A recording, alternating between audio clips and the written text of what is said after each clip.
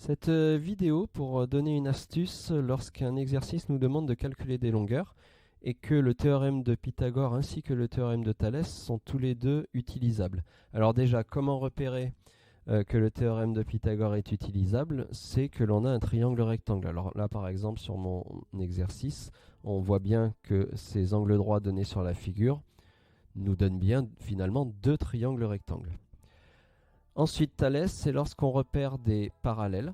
Et là, il se trouve que ces deux angles droits, comme CH et EF sont toutes les deux perpendiculaires à la même droite TF, ça veut dire qu'elles sont parallèles. Donc, à la base, sur cet exercice, les deux théorèmes sont applicables. Donc, ce qu'il faut, c'est trouver un moyen de savoir lequel appliquer.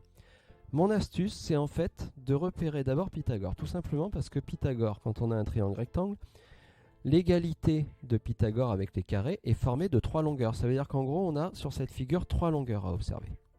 Le théorème de Thalès, lui, quand on a trouvé les parallèles, consiste à écrire une égalité de trois fractions. Mais cette égalité de trois fractions, finalement, fait apparaître six longueurs. Ça nous donne donc six longueurs à observer, qui est plus compliqué. Donc, l'idée, c'est d'abord d'aller voir si Pythagore convient. Si Pythagore convient, on le fait. Si Pythagore ne convient pas, dans ce cas-là, on va se reporter sur Thalès. Alors si je prends mon exemple, on nous demande premièrement de calculer la hauteur CH du cerf-volant et de montrer qu'elle vaut bien 9. Donc on imagine qu'on ne connaît pas cette longueur, on la cherche.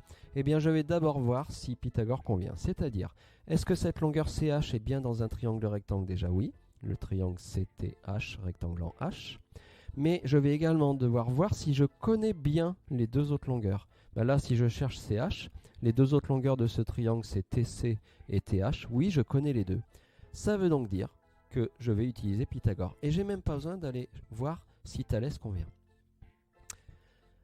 Donc, CH, on va trouver 9 et on pourra utiliser le théorème de Pythagore. Maintenant, on me dit que la longueur EF vaut 13,5, c'est marqué sur la figure, on me demande de trouver la longueur TE.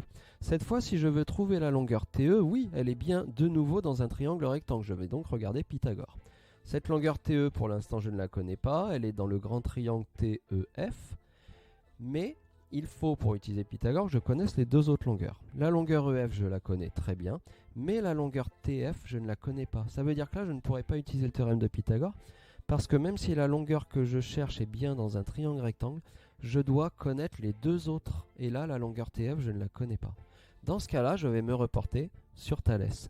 Thalès, où je parlerai de ses parallèles, je parlerai de ses séquentes, j'écrirai mes trois fractions égales, et là, il se trouve que, à l'aide de ces trois fractions égales, je réussirai bien à trouver donc la longueur TE qui était demandée.